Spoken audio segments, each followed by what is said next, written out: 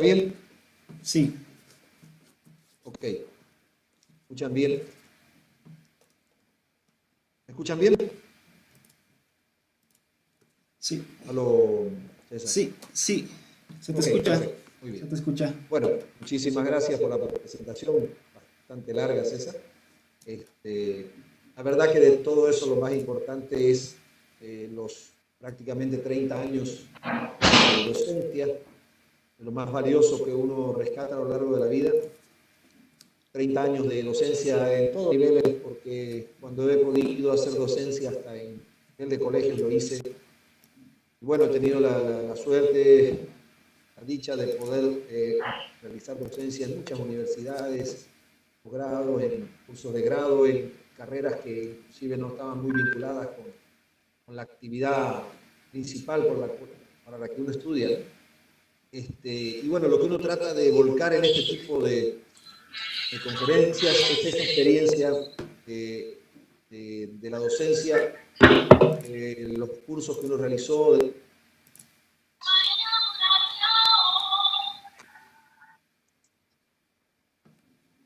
Volverá a mí la Leonor 007, si puede reducir, gracias. Ok.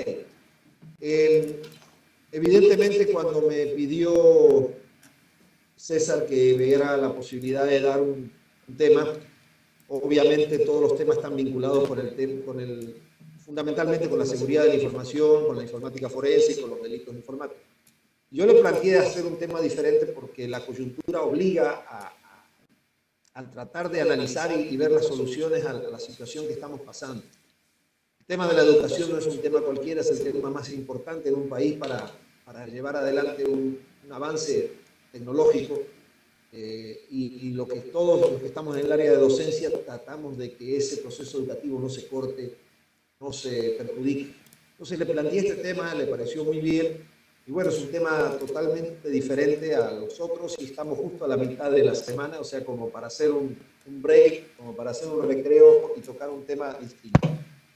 ¿Por qué empezamos con este tema de la brecha tecnológica generacional? Porque normalmente cuando hablamos de brecha tecnológica la hablamos entre países, la brecha tecnológica existente entre las personas que están en lo que se denomina tercer mundo y primer mundo, pero no hablamos mucho de la brecha tecnológica generacional, que es la brecha que se produce entre las personas mayores y las nuevas generaciones. Y como la educación en los colegios de Bolivia se da justamente, por lo general, por las personas de generaciones anteriores sobre las muy nuevas generaciones, evidentemente existe una brecha muy significativa. Y en este tipo de situaciones, como es el caso de la pandemia y el confinamiento, donde repentinamente se produce un corte, es donde se manifiestan esas brechas de forma crítica, tremendamente crítica. Entonces, para comenzar un poco, hablemos de lo que es el tsunami. El tsunami que se produjo hace un mes atrás aproximadamente, cuando se comenzó con suspensión de actividades educativas, cierre de vuelos y luego con una cuarentena más dura. Comenzamos a ver que los diarios los periódicos se comenzaron a llenar de noticias sobre el tema de la suspensión de las clases, no solo en Bolivia, a nivel Sudamérica, por el hecho de que era una medida que los otros países todavía no habían tomado. Por ejemplo, Argentina tomó las clases casi 2 semanas después. Y fuimos viendo cómo esta decisión generó que de golpe un volumen muy grande de alumnos, tanto de escuelas, o sea, ciclo básico como de colegios, se encontraron de golpe con que esa inercia de estudio con la que ya venían de 2 meses de clases se cortó repentinamente, se cortó totalmente. Al cortarse esa situación de lo que es el proceso de enseñanza-aprendizaje, obviamente tanto el Ministerio de Educación como los colegios dijeron, bueno, ¿qué hacemos ahora? No, esto no sabemos cuánto va a durar. Y normalmente en este tipo de situaciones todos los países pasan por lo mismo. Si ustedes pueden ver, más del 90% de la población estudiantil mundial, estos son datos de la UNESCO, de la población mundial está afectada en este momento por el cierre de las escuelas. 1.570 millones de estudiantes no están pasando clases de forma presencial en 188 países. Esto es algo que evidentemente ha generado cambios que nadie esperaba. inclusive cambios a nivel de las plataformas de herramientas que vamos a ver enseguida. Ante este tipo de situaciones lo que uno hace es decir, bueno, ok, demos soluciones. ¿Soluciones o paliativos? Hay una diferencia fundamental entre un paliativo y una solución. La solución es algo perenne, algo que permanece en el tiempo. Los paliativos son soluciones transitorias para tratar de disminuir el impacto que se produce por un hecho que no estaba previsto o que si estaba previsto fue mayor en significancia a lo calculado.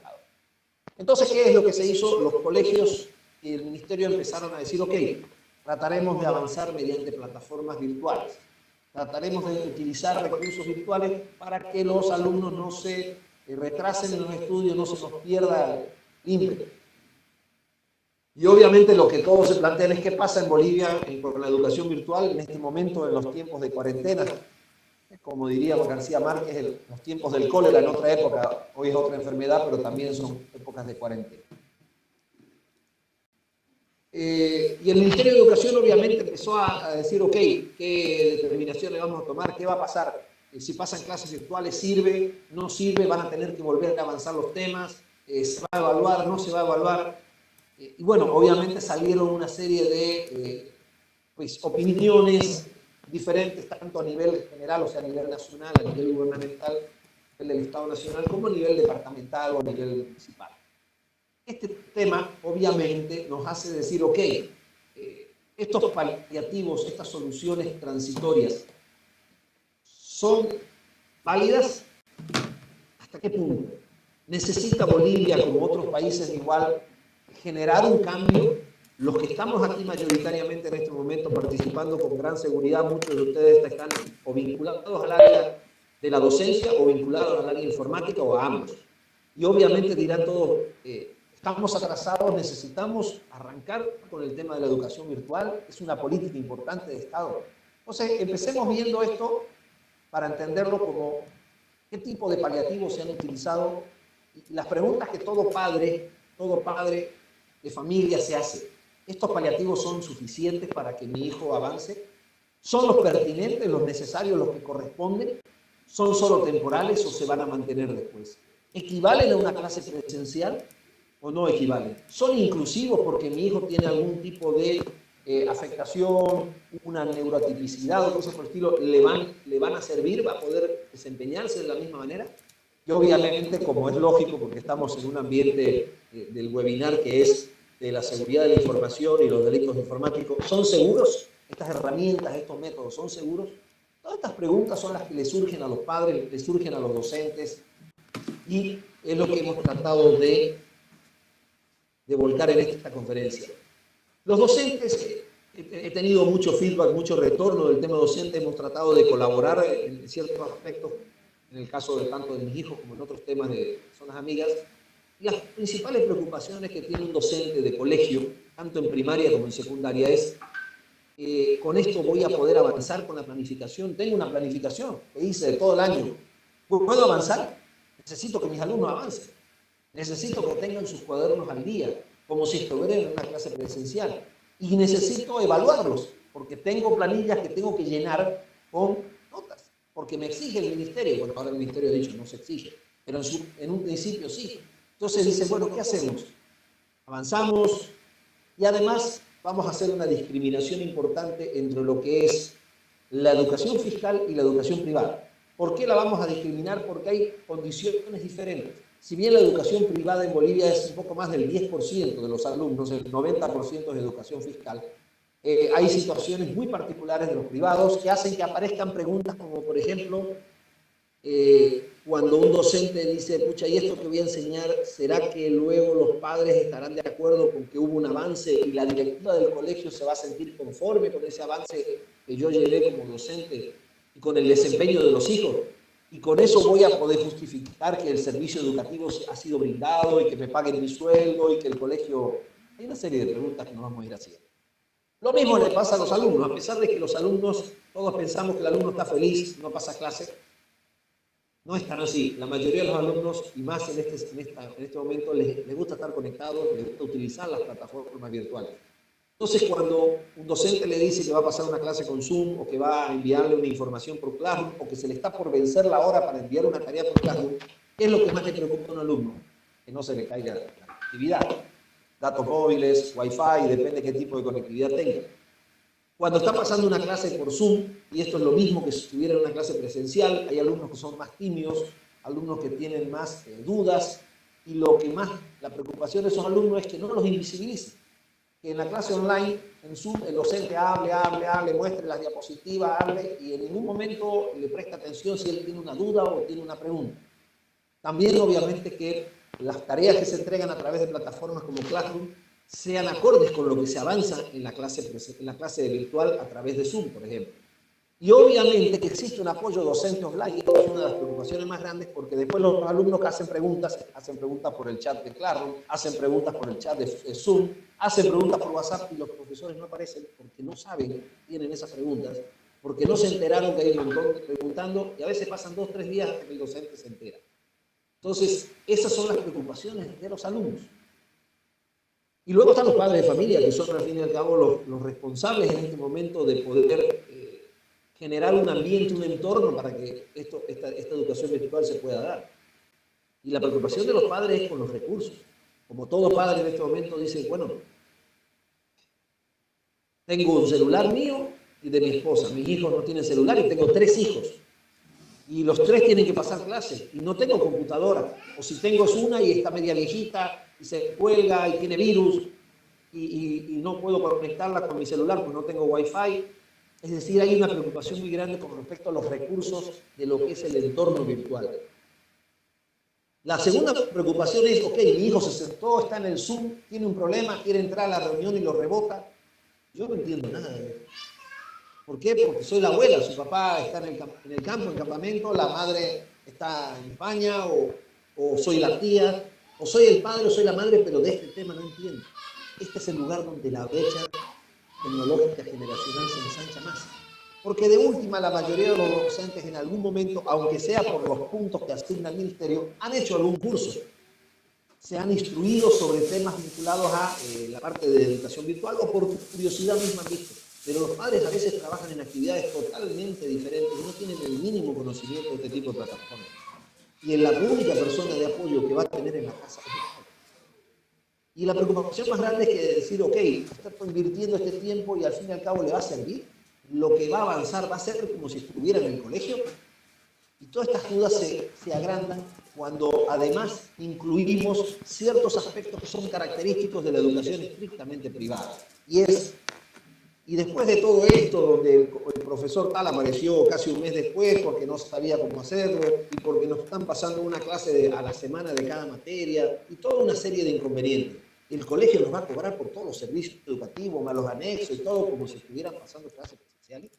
Corresponde, es coherente, está de acuerdo a lo legal, de acuerdo al contrato de servicio. No me siento frustrado, estafado. El colegio ha hecho su mejor esfuerzo y los docentes también, los padres se preguntan eso. Y eso es una incógnita que al momento tampoco tiene mucha solución. Por otro lado, los directivos y los docentes de los colegios también tienen una preocupación grande sobre, en primer lugar, el aspecto legal. Si yo soy director o coordinador de un colegio, lo primero que tengo que hacer es asegurarme que se cumplan las disposiciones que emana el ministerio. Si el ministerio saca una disposición que dice hay que generar plataformas o ambientes de trabajo virtual, la tenemos que hacer. Los padres se quejan, hacen observaciones y hay que satisfacer esas observaciones, porque por más que sea un colegio fiscal, después a una directora la remueven si hay quejas de los padres. Y obviamente tengo que pedirle al ministerio, decirle al SEDUCA o al ministerio, oiga, necesito recursos. Mis docentes no tienen computadora, son docentes de colegio fiscal, no tienen computadora en su casa. Tienen un celular, ¿cómo van a hacer para hacer clases con el Zoom o subir las tareas si no saben, no tienen los recursos, no tienen una inducción, una capacitación? Y obviamente por detrás existe un tema laboral crítico que es garantizar la estabilidad laboral de los docentes y de los administrativos. Y la estabilidad de sueldos, que no le den vacaciones colectivas o cosas colectivas. Esto mismo se representa en el ámbito del colegio privado, solo que hay pequeños cambios. Igual tienen que pensar en cumplir con las disposiciones del ministerio, satisfacer las observaciones y las quejas de los padres, quizás en mayor medida. Pero los que tienen que proveer los recursos a los docentes son ellos, es el colegio. Porque es una institución privada que cobra un servicio y tiene que darle los recursos. No le puede decir al docente, no, mire, como usted es docente de un colegio privado, tiene que tener todo esto y tiene que tener en su casa computadora, tiene que ver la forma. No, ¿sabe qué? El Zoom se corta a los 40 minutos. Bueno, colegio, pague para que pueda darle a sus docentes clases de 50 minutos, de una hora, ya que va a pasar una vez a la semana, que pase una hora y media, y no que tenga que estar volviendo, crear una nueva reunión y volviendo a ingresar todos los alumnos. Y obviamente lo que más le interesa al colegio, seamos crudos y realistas, es que luego, a través de todo este proceso de apoyo que se está dando, pueda cobrar las mensualidades, porque si no, no le puede pagar los sueldos a los maestros. Por lo menos le genera una carga muy alta el tener que pagar sueldos si no va a recibir la totalidad o parte de las mensualidades. Y esto es una preocupación dentro de todo este proceso de generación de paliativos. Entendamos cómo es la educación. Para los que ya en la universidad han hecho alguna vez alguna maestría en educación superior, saben que la UNESCO establece las condiciones que tiene la educación, proceso de enseñanza y aprendizaje. Es un proceso en el cual fundamentalmente lo que se hace es transferir conocimientos al alumno, lograr que desarrolle habilidades y desarrolle competencias y formar valores. Son la base, las tres patas de la educación superior y de la educación en general. Si nosotros no logramos que los alumnos tomen los conocimientos, con esos conocimientos desarrollen habilidades, generen competencias y al mismo tiempo, de forma transversal, formen valores, no estamos educando. A lo sumo estaremos instruyendo. Por ejemplo, si transferimos conocimientos y logramos desarrollar habilidades, estaremos haciendo una instrucción, pero si no hay valores, no hay educación. Y hay una gran diferencia entre hablar de la educación virtual y la educación a distancia. La educación a distancia existe hace muchos años. En la época antigua se mandaba por correo, había cursos por correo. Usted mandaba y recibía cartas o recibía paquetitos con cassette o con videocassette de cursos a distancia. La educación virtual no es educación a distancia. La instrucción a distancia no es instrucción virtual. Entonces, ¿qué es la educación virtual?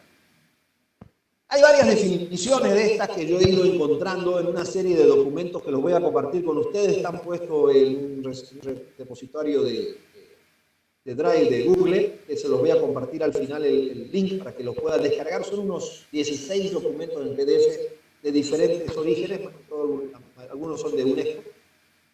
Y he ido encontrando diferentes ideas básicas de lo que es la educación virtual.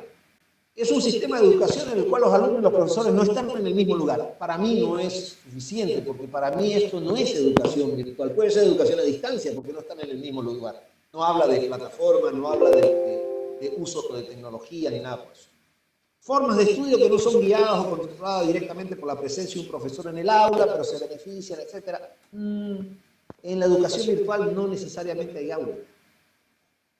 Entonces me dejan duda. El conjunto de procedimientos cuya finalidad es proporcionar instrucción. Esto más que educación habla de la instrucción virtual. Ya hablaría de un proceso de aprendizaje arreglado, etc., pero es más que todo una instrucción. Entonces, ¿qué es lo que hice yo? Hice una definición propia que a algunos les gustará, a otros no, pero por una necesidad y por el hecho de ser informático, al fin y al cabo, la hice en forma de premisas, que es más práctica de recordar y de entender. Para mí, ¿qué es la educación virtual? Es un proceso de enseñanza-aprendizaje que se basa en ¿qué? El vínculo de interacción entre el docente y el alumno, como están ustedes en este momento conmigo, las herramientas didácticas que deben utilizar, los recursos pedagógicos, la transferencia de los conocimientos, el desarrollo de las habilidades y las competencias y la formación de valores, todo eso se implementa sobre una plataforma basada en las tecnologías de información y comunicación. Si cumple todo eso, para mí es educación virtual. ¿Le falta algo? No hay educación virtual. No le puede faltar la formación de valores. Entonces, sobre la base de esto, he tomado diferentes opciones que nos entregan los que más saben de esto, más que nosotros, que son principalmente la gente de UNESCO. Ante estas en tamaño y de poca población, hay diferentes tipos de tecnología, hay que elegir la más pertinente. No hubo tiempo de hacer eso. Lo hicieron los docentes y los colegios de forma directa cada uno de ellos. Hay que garantizar el carácter inclusivo de los programas de aprendizaje. No nos olvidemos que hay muchos alumnos que tienen problemas de dificultades visuales, de dificultades auditivas, de dificultades de desplazamiento, neuroatipicidades, TDAH, autismo, o sea, TEA, dislexia. Hay un montón de condiciones que deben ser consideradas dentro del proceso de enseñanza-aprendizaje y que deben ser de carácter inclusivo. Y además de eso, obviamente, proteger la privacidad y la seguridad de los datos, porque estamos trabajando en la mayoría de los casos con menores de edad. centrarse en aquellos problemas psicosociales del alumno antes de impartir la enseñanza. Por encima de la enseñanza está la situación psicosocial del alumno en este momento, que está encerrado en una casa y que no está pudiendo concurrir a clase. Planificar con frecuencia el desarrollo de los programas de aprendizaje online. Esto no se hizo, no existió una planificación, no hubo tiempo ni oportunidad para planificar. Esto es a futuro, ahora no hubo la oportunidad. Proporcionar al docente y al alumnado la asistencia en cuanto al uso de la tecnología. El Ministerio de Educación, el SEDUCA, los colegios deberían dar asistencia a los padres de familia, además del alumnado, sobre el uso de las plataformas que han pedido, han solicitado o han obligado a que se utilicen. Y además de eso, combinar los enfoques adecuados y limitar la cantidad de aplicaciones, no poner 50. ¿Sabe qué? Vamos a mandar las tareas por el Classroom, las clases por el Zoom, vamos a recepcionar la respuesta por el WhatsApp. No. Ser específico. Establecer reglas de educación online, dar seguimiento. ¿Por qué las reglas de la educación? Porque tiene que haber condiciones que limiten el proceso de enseñanza-aprendizaje. Y hay que hacer un seguimiento. La mayoría de los colegios en este momento no están pudiendo hacer un buen seguimiento.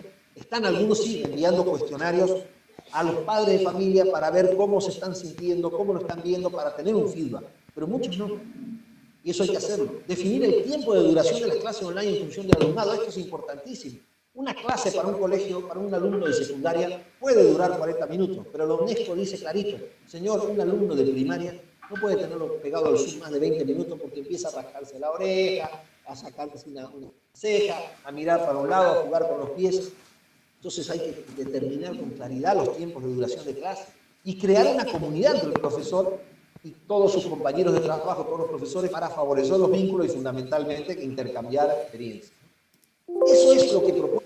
Ahora, la pregunta que nos hacemos nosotros como docentes, ¿están los docentes, los alumnos, los padres y los colegios preparados para llevar adelante exitosamente un proceso de enseñanza-aprendizaje basado en estas premisas de educación virtual? Creo que todos sabemos que la respuesta es no están. Y para eso entendamos un poco cómo se han ido dando a lo largo de los últimos 100 años, 80 años, lo que se denominaron la taxonomía de las generaciones. Las generaciones que se han ido dando junto con el avance tecnológico y por los cambios importantes desde la Segunda Guerra Mundial en adelante. Las generaciones que se toman normalmente son 5. Si se fijan aquí arriba hay un pequeño cuadrado, un rectángulo largo dividido en 4 de color rojo. ¿Por qué? Porque nosotros tenemos que la mayoría de los docentes y la mayoría de los padres estamos comprendidos entre los que se les denomina a los baby boom, que es la generación que surgieron en la posguerra. La generación X, que es la que aquí dice 1969, se toma un poco antes, nosotros generalmente nos consideramos generación X. Los de la generación Y, que son los millennials, los famosos millennials que todo el mundo se comenta que llegan hasta el 93. Y la generación Z, que supuestamente son los más niños, que no son niños, porque ya hay docentes que son parte de esa generación Z. Tenemos docentes de colegio de 22, 23, 24 años que son parte de la generación Z.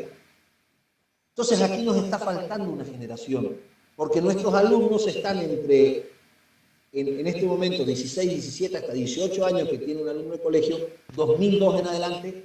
Los de colegios secundarios son parte de la generación Z, pero los más pequeños del secundario y los alumnos de primaria no son generación Z. Entonces yo le he puesto un nombre que le llamo generación doble Z, y además por varios motivos, porque ya después de la Z no viene nada, y segundo porque el lenguaje policial se utiliza en Z para decir cuando es algo rápido, y en doble Z cuando es muy rápido. Todos sabemos que los niños hoy en día son muy rápidos en temas de tecnología. Y son alumnos que han desarrollado su vida basada en 2 recursos tecnológicos importantísimos. Fíjense que yo defino que la generación Z comienza en el 2007. ¿Por qué la puse caprichosamente a mi criterio? Si alguno recuerda qué surgió en el 2007 que cambió un poco la historia de la tecnología en las comunicaciones, en la informática, el iPhone. El iPhone surge en el 2007. Y si miramos desde el 2007 a la fecha, estamos hablando de 13 años. Los alumnos que tienen todo el ciclo primario y que arrancan con secundaria son alumnos que se han criado en una casa donde, como el caso mío, vivimos, en esta casa, en mi casa somos 6. 5 respiramos, 1 no. ¿Cómo es eso? Sí. Mi esposa y yo y mis 2 hijos. No, pero eso suma 4. Es que el quinto es Spike, perro, que también respira. ¿Y quién es el sexto? El sexto es Google. Google es parte de la casa. Mi hija de 6 años agarra el teléfono y le pregunta a Google lo que necesita. Y para ella es natural porque se crió en un ambiente donde la combinación de los recursos de Big Data y de inteligencia artificial le permiten a ella agarrar un pequeño aparatito y hacerle preguntas y que Google le entienda lo que quiere y le entregue información en base a lo que quiere. Y esa generación doble Z es la más exigente y la más complicada desde el proceso de la educación virtual. Y si ustedes miran bien, entre el verde y el celeste hay una brecha, hay un margen, porque obviamente no tenemos docentes de 17 años, ni tenemos en los colegios alumnos de 24, salvo en la educación diferenciada, en la educación de mayores o de adultos, que no es el caso, no lo estamos estudiando. Entonces la pregunta nuevamente es, ¿están los padres, los colegios y los docentes preparados para enfrentar el reto de una educación 100% virtual? Volvemos a decir, creo que no. Pero la mayoría de los alumnos de colegio, tanto de secundaria como de primaria, sí están en condiciones de enfrentar el reto de una educación 100% virtual. Con, obviamente, desarrollo de ciertas habilidades. El otro tema que obviamente nos tiene que llamar a la reflexión es que cuando uno habla con un docente de colegio sobre educación virtual, le dice, sí, yo uso el Zoom. ¿Sabe? Que me dijeron que como el Zoom está muy saturado y que tiene algunos problemas, use Jitsi. No, Webex, no hemos instalado una plataforma de Webex. Todas las tareas las pasamos por Classroom. Eso no es educación virtual. Esos son recursos, son herramientas. Pero no es la educación virtual. Es como decir que la educación virtual es el borrador, los marcadores para pizarra acrílica o la tiza, y el escritorio y la pizarra. Eso no es la educación virtual, son recursos, nada más. Ahora bien, cuando los docentes empiezan a utilizar estos recursos, se encuentran con que los alumnos le llevan mucha deuda. En primer lugar, porque la mayoría de los niños y los muchachos hoy en día son multitareas. Se han acostumbrado a hacer un Snapchat mientras están chateando con el WhatsApp y al mismo tiempo posteando en el Facebook.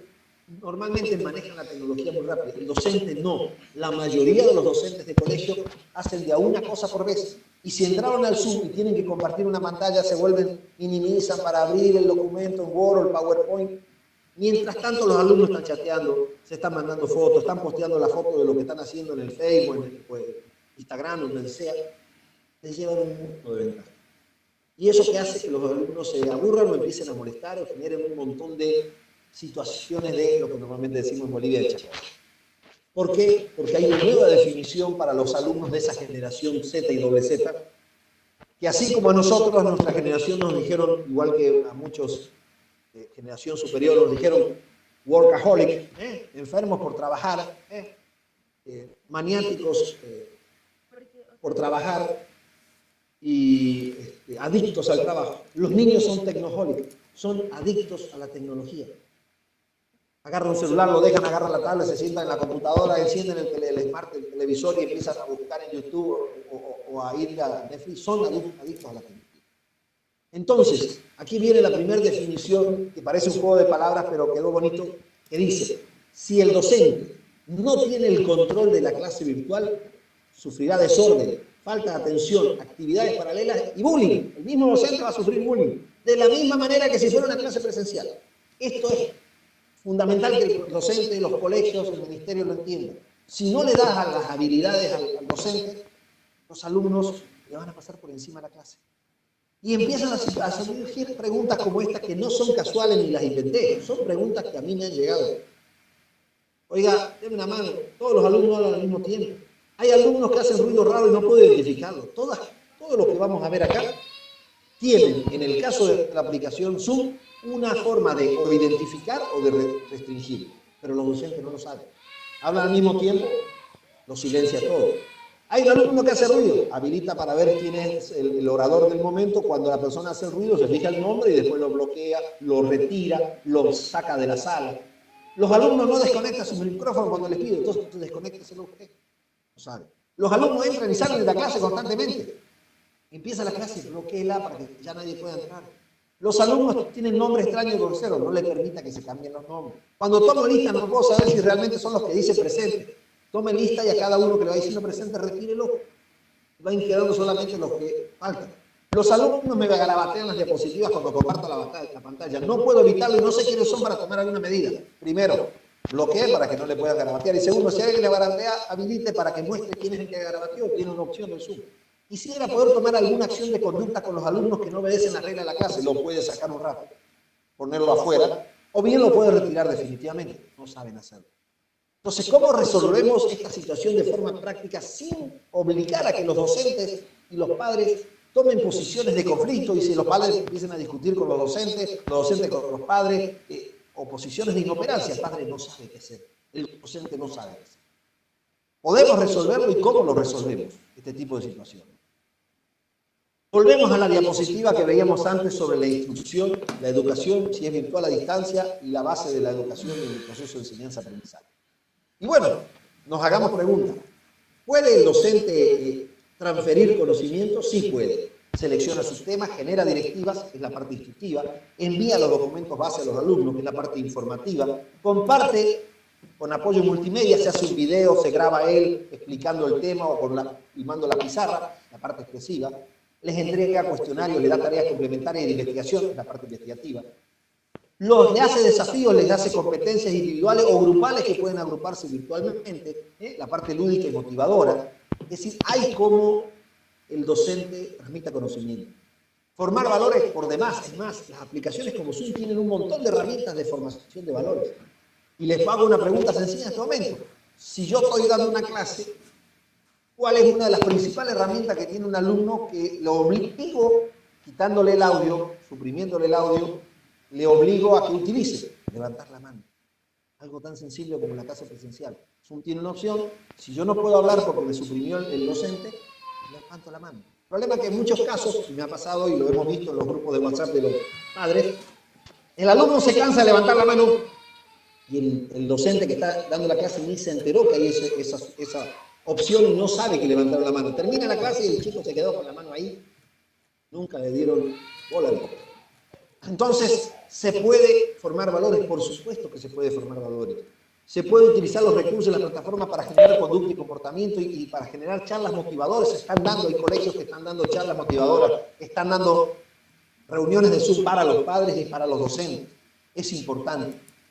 Acá viene la parte complicada, que es el desarrollo de las habilidades o el desarrollo docente de este lado. Intentar desarrollar habilidades en ciencias naturales o en música de ustedes o en educación física, si primero no desarrollar las habilidades que son la herramienta. Si yo no sé cómo usar las herramientas y tengo habilidades en el uso de herramientas, no puedo pretender a través de esa herramienta desarrollar las habilidades del alumno. Y nos ha pasado que el profesor de educación física me ha dado como tarea el alumno haga un video enseñando cómo las técnicas de golpeo de una pelota de vóley o cómo se le pega una pelota en el fútbol, cosas por el estilo. ¿Quién le va a enseñar? ¿Quién le va a desarrollar esa habilidad? ¿El padre? Y si el padre no está, la abuela puede ser buena jugando fútbol, pero no hay condiciones a veces para que desarrolle la habilidad. Entonces el docente tiene que aprender a desarrollar la habilidad él en el uso de herramientas para explicarle y desarrollarle la habilidad al alumno. Y lo último, que es lo más crítico, la evaluación. La evaluación a distancia requiere de mucha disciplina y madurez. Por lo general la evaluación a distancia se da a nivel superior, es decir, en educación superior, en universidad. ¿Por qué? Porque el alumno es el más interesado en aprender. Que respondan. O le mandan el cuestionario como formulario y lo tienen que enviar. Y el alumno puso una palabra en mayúscula o en minúscula y mal le baja los puntos porque no es la que él había puesto detallada y tiene que empezar a corregir. O sea, es importante entender que la evaluación es un proceso muy complejo y que requiere de condiciones, herramientas y condiciones de un entorno aceptable que se pueda generar bien. Y eso es algo que es muy complicado. Entonces, volviendo a la diapositiva original, nos encontramos con que en este momento, si queremos hacer una educación virtual, tenemos que eliminar la palabra virtual y quedarnos con una educación a distancia. ¿Por qué? Porque no vamos a poder desarrollar habilidades, no vamos a poder desarrollar competencias y nos vamos a tener que quedar simplemente con una educación a distancia donde vamos a transferir conocimientos y formar valores. Y tendremos que suprimir la posibilidad de la mayoría de las materias, le digo en todas, la posibilidad de desarrollar habilidades, estamos bien en tiempo, y de formar valores. Perdón, de desarrollar habilidades y de desarrollar competencias. Por lo tanto, lo lógico, lo pragmático y lo práctico es que los docentes y los colegios se aboquen a generarle la transferencia de conocimientos, desarrollando por multimedia, videos, todo, etcétera, a formar valores y a dejar en el proceso de desarrollo de habilidades para el retorno de la actividad presencial y las evaluaciones en lo posible, suspender las evaluaciones hasta tanto no tengan recursos y herramientas que sean las adecuadas. Claro, esta es la situación que se presenta en este momento, como la planteamos por un accidente de la naturaleza que fue el hecho de esta pandemia que de golpe de un día para otro, recuerdo, nosotros estábamos al mediodía en el colegio de mis hijos, que salen más de la 1 de la tarde, cuando salió el discurso de la señora Presidente, indicando de que suspendían las clases a partir del día siguiente. Fue algo demasiado intempestivo, impredecible. Pero de esto tenemos que sacar experiencia y aprendizaje. La educación virtual no puede ser una rueda de auxilio, no puede decir, ay, no hay clase, bueno, agarremos la educación virtual y la tiremos a la mesa y la usemos. No saca, no soluciona una emergencia la educación virtual. La educación virtual debe ser un procedimiento permanente paralelo a la educación presencial en todos los niveles y se debe mantener un protocolo de enseñanza.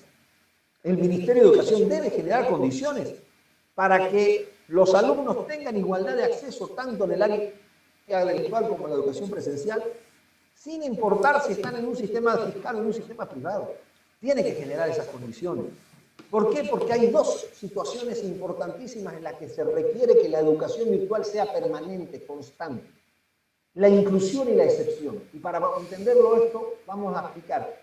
Hay niños que tienen problemas de parálisis, por problemas de parálisis cerebral o cosas por el estilo, tienen excelentes condiciones de aprendizaje, pero tienen problemas de desplazamiento. Niños que han perdido piernas, niños que tienen problemas, están en silla de ruedas por problemas de espina bífida, por un montón de situaciones. Los que les cuesta muchísimo trasladarse a una escuela para pasar clases presenciales. Encima que cuando llegan a ciertos cursos, sí o sí, las clases son en primer piso, porque si ustedes se han fijado, por ejemplo, en Santa Cruz, todos los módulos escolares están hechos con primer y segundo piso, y no siempre tienen, como llaman, plataformas para poder subir, es decir, plano inclinado. Si hubiera un sistema de educación virtual permanente, un protocolo permanente de educación virtual, todos los alumnos que fueran declarados y considerados como de capacidades diferentes, no discapacitados personales, y que necesitaran realizar ciertos tipos de actividades desde su casa, deberían poder hacerlo de manera permanente, sin tener que desplazarse hasta el colegio. Y el segundo caso es la excepción. Hay cientos de niños al año que sufren accidentes de vehículo, que se quiebran una pierna haciendo deporte, cayéndose de un árbol, que se enferman y que los internan, que los operan y se quedan un mes y medio, 2 meses en casa. O situaciones como esta de la pandemia, que son de excepción, que no siempre es para todo el curso, o que puede ser para todo el curso, y que requieren que existan estas plataformas y estos protocolos para asegurar que ese alumno no tenga un desfasaje con respecto a los otros que están en el sistema presencial. Eso no hay, eso debería existir, y esa es la principal enseñanza que tenemos que sacar de esta situación, que nuestro sistema educativo requiere fundamentalmente de la clase presencial, y que eso ya quedó en la historia, que necesitamos tener una alternativa válida de educación virtual. Esta tarea no es solo para las autoridades públicas, no le estamos echando todo el fardo al Ministerio de Educación, al SEDUCA, decir, no, ustedes no hicieron, obvio, esto ha sido una situación extrema. Pero cada colegio y cada docente, por la propia motivación de ser docente, que la docencia es no solo un trabajo, es una vocación, debe sentirse motivado. Debe buscar desarrollar las propias habilidades y competencias a través de estos mecanismos de educación virtual y aplicar metodologías de evaluación exitosa. Esto que está en verde es lo que falta actualmente, es lo que no tenemos actualmente. Y eso es el objetivo a alcanzar. Ese es el objetivo que debemos alcanzar sí o sí, si esperamos a futuro, en algún momento, tener una, digamos, mínima, básica educación virtual. Eso sería todo, porque la idea era terminar antes de 1 hora y hemos terminado 10 minutos antes porque suele haber preguntas. Les voy a pasar, estos son mis datos, si los quieren, les puedo compartir también la presentación en PDF o en PPSX, y siempre pongo un pequeño aviso al final, del cual forma parte solidaria, y siempre recuerden el tema de colaborar con la desaparición de niños. A partir de ahora, lo que vamos a hacer es recibir las preguntas, y les voy a pasar en este momento por la sala de chat a todos un link, que es el link de del repositorio